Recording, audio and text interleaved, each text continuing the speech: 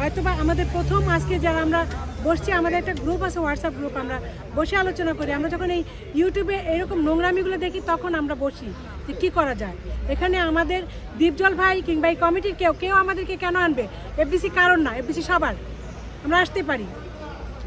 ওকে আপু, আপনার পরিচয়টা পুরো নামটা? আমার পরিচয়, আমার তামিনা হোসেন বেবি আমার নাম। আর হচ্ছে আমি 9 বছর বয়স থেকে ইন্ডাস্ট্রিতে কাজ করি। আমি আসলেই একজন সাধারণ নৃত্যশিল্পী হিসাবে আমি করি। তারপরে আমি আস্তে আস্তে ক্যারেক্টারে ঢুকে যাই। এখন আমি ক্যারেক্টারই করি।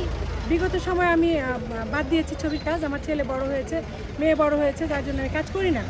তবে আমার ছেলে মেয়েদের স্কুলে গেলে আমাদের এই ইন্ডাস্ট্রি নিয়ে অনেক কথা শুনতে হয় আমাদের। আমরা তো আর নিপুণ না যে যুক্তরাষ্ট্রে বসে পড়াবো, মালদ্বীপে নিয়ে ঘোরাবো, ওরকম কপাল তো আমরা নিয়ে আসি। শেষ 3-4 বছর এই যে নোংরামিটা হচ্ছে, নোংরামি বলবো, সবাই বলতেছে সাধারণ জনগণ নোংরামিটা, এই 3-4 বছর কেন এই নোংরামিটা আপনার দৃষ্টিতে আপনি কি বলবেন? আমার দৃষ্টিতে আমি বলবো এই নোংরামিটা করা উচিত না। সে যেই হোক, সে নিপুণ হোক, সে জায়েদ হোক, যে দুজনকেই বলছি আমরা।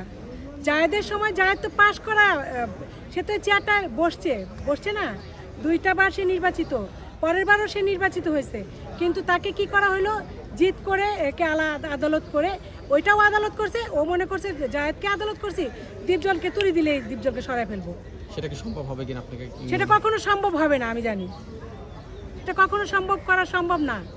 যদি আমি মনে করি যে দীপজল ভাইকে তো আমরা আনছি এখানে, দীপজল ভাই তো আসার ইচ্ছা ছিল না, তাকে আমরা জোর করে নিয়ে আসছি, কারণ উনি ছবি করলে আমরা কাজ পাবো। এই যে কত শিল্পীরা না খেয়ে থাকে, অনেক শিল্পীরা দেখবেন বাসা ভাড়া দিতে পারছে না কাজের জন্য, যারা আমরা অভিনয়টাই শিখছি, শুধু অন্য কিছুই শিখি নাই। আমরা কি গার্মেন্টসে কাজ করবো, সেলাইয়ের কাজ করবো, মশলা বাটবো, কোনটা করবো? তো আমরা যোগ্য যাকে মনে করেছি তাকেই আমরা দাঁড় করিয়েছি, তাকেই আমরা পাশ করিয়েছি। এই পাশ করানোর পর যে নোংরামি খেলাটা খেলতেছে নিয়ে নিপুণ, তুমি এটা থেকে বিরত থাকো আপু, তোমাকে আমরা রিকোয়েস্ট করে বলতেছি, তুমি এটা থেকে বিরত থাকো। দেখলাম মালা পরিয়ে বরণ করলো, পরামর্শ কি থাকবে ছোট বোন হিসেবে? নিপুণ ছোট বোন হিসাবে আমি এটা, ছোট বোন তো আমি বলবোই না তাকে। ছোট বোনের পর্যায়ে পড়লে আমাদের ফ্যামিলিতে এরকম ঝগড়াটিয়া ফ্যামিলি এরকম দেখিনি আমরা কাউকে, ঠিক আছে? যে ঝগড়া করে কথায় সাংবাদিকদেরকে হুমকি দিচ্ছে, এরে হুমকি দিচ্ছে, ওরে হুমকি দিচ্ছে, এগুলো আমাদের ইয়েতে নাই। সিনিয়র শিল্পী হিসেবে কি পরামর্শ? সিনিয়র শিল্পী হিসাবে এটাই বলবো, একজন সিনিয়র, একজন বয়োজ্যেষ্ঠ দীপজল ভাই পাশ করে আসছে, ওনাকে 2 বছর সুযোগ দেওয়া দরকার। 2 বছর উনি কি করে দেখা দরকার, দেন তুমি পরবর্তীতে আবার দাঁড়াও, আমরা তো আছি, আমরা দাঁড় করাবো তোমাকে। ঠিক আছে। আপনাকে বাদ দিয়েছিল কেন? আমাকে বাদ দেওয়া হয়েছিল, আমি গত জায়েদ খানের সময় আমাকে ওর হয়ে আমি লড়াই করেছি, নিপুণ হয়ে। তো আপনারা দেখেছেন, আমার অনেক বক্তব্য দেখেছেন আপনারা। তারপর আমাকে বাদ দিয়েছে যখন আমি চাঁদা পরিশোধ করলাম। চাঁদা পরিশোধ করার পরে আমাদের ইফতার পার্টি হলো এখানে। দীপজল ভাই কিন্তু ইফতার পার্টি ছাড়াও কিন্তু রোজার মধ্যে কিন্তু সে প্রত্যেকবারই ইফতার পাঠানো হয়, না হয় সাভারে দেয়, এখানে দেয়। তো এবার যেহেতু নির্বাচন করেছেন উনি, তার জন্য এখানে করা হয়েছে যে সব ভোটাররা খাওয়া দাওয়া করুক। শুধু ভোটার না, সর্বোচ্চের মানে পড়াশোনার লোক জন্য খাওয়া হয়েছে এখানে। তো এখানে যখন আমি মানে সামনাসামনি যখন নির্বাচনটা করলাম এখানে, যে আমি দীপজল ভাই প্যানেল থেকে আমি কাজ করব, কর্মী হিসাবে কাজ করব, এটা দেখার পরে সে আমাকে মানে আমার খসড়া তালিকায় নামটা বন্ধ করে দিচ্ছে।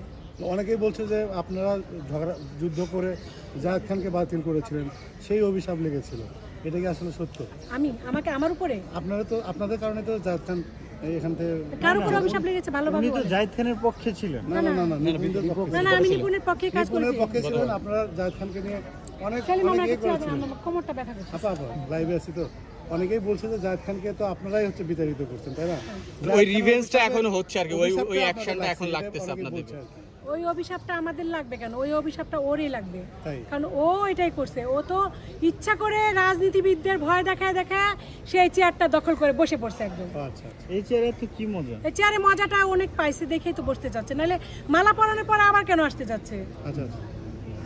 এই চেয়ারে পেলে কি অনেক শক্তিশালী হয়ে যায়? কি বলতে চান, যেহেতু আপনি বড়? নিপুণের উদ্দেশ্যে একটাই কথা বলবো যে নিপুণ, তুমি 2 বছর চালাইছো, 2 বছরে এমন কিছুই করো নাই তুমি, এমন কিছুই করো নাই। তুমি এখন যিনি পাশ করেছেন তুমি নিজে বরণ করে নিয়েছো, তারপরে কেন ভাই এই মামলাগুলো করতেছো, ডিট করতেছো কেন?